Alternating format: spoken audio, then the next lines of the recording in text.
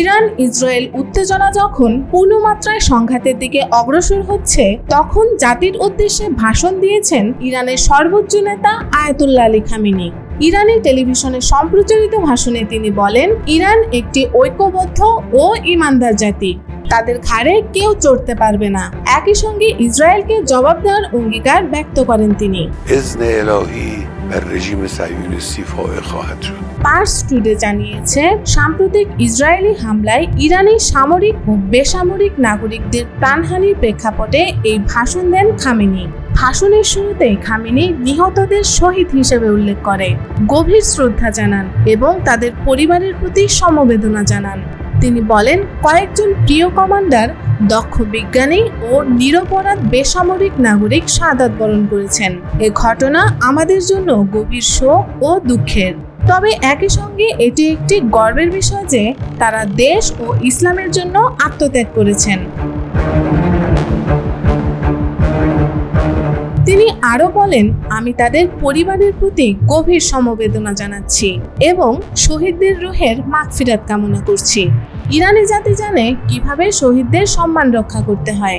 Khamenei তার ভাষণে স্পষ্ট করে বলেন, ইসরায়েল কেবল একটি হামলা চালিয়ে দায় শেষ করেছে এমনটা ভাবলে ভুল হবে। এই হামলার মধ্য দিয়েই ইসরায়েল প্রকৃতপক্ষে যুদ্ধের সূচনা করেছে। ইহুদিবাদী শত্রু এক ভয়ানক অপরাধ করেছে, যার থেকে তারা কোনোভাবেই রেহাই পাবে না।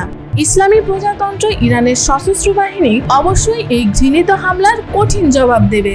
তিনি হুঁশিয়ারি করে বলেন, আমাদের আকাশ সীমা লঙ্ঘন এবং দেশের সার্বভৌমত্বে হস্তক্ষেপ কোনোভাবেই মেনে নেওয়া হবে না। এর পরিণতি হবে ভয়াবহ।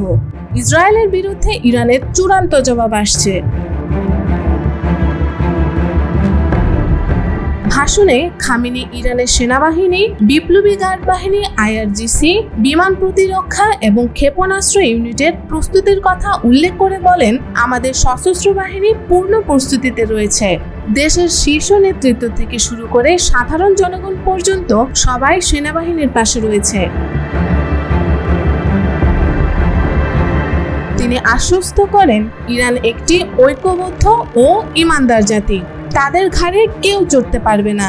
ইসরায়েল ও তার মিত্ররা যদি ভেবে থাকে তারা ইরানকে দমিয়ে রাখতে পারবে, তাহলে তারা চরম ভুল করছে। খামেনি তার ভাষণে ধর্মীয় আবেগ ও আত্মবিশ্বাসের সঙ্গে বলেন, আল্লাহর ইচ্ছায় আমরা বিজয় অর্জন করব, ইসরায়েল পরাজিত হবে। ইরানি জাতি কখনো তাদের শহীদদের রক্ত বৃথা যেতে দেবে না। আল্লাহ আমাদের সহায় এবং আমরা কোনো ধরনের ত্রুটি করব না।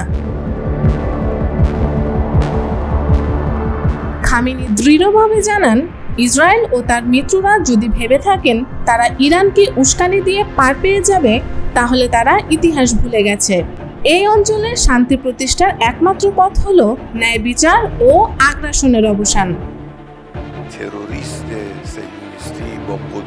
এই ভাষণকে বিশ্লেষকরা একটি মোড় ঘোরানো রাজনৈতিক বার্তা হিসেবে দেখছেন। এটি ইঙ্গিত দিচ্ছে যে ইরান হয়তো এবার সরাসরি বড় ধরনের সামরিক জবাব দিতে পারে, যা পুরো মধ্যপ্রাচ্যে অস্থিরতা আরও বাড়াবে। অন্যদিকে ইসরায়েলও মার্কিন সমর্থন নিয়ে প্রতিরোধ গড়তে চাইছে। দুই দেশের মধ্যে এই সংঘাত যদি নিয়ন্ত্রণের বাইরে চলে যায়, তাহলে এটি একটি পূর্ণাঙ্গ আঞ্চলিক যুদ্ধে রূপ নিতে পারে, যার প্রভাব পড়বে গোটা বিশ্ব রাজনীতিতে।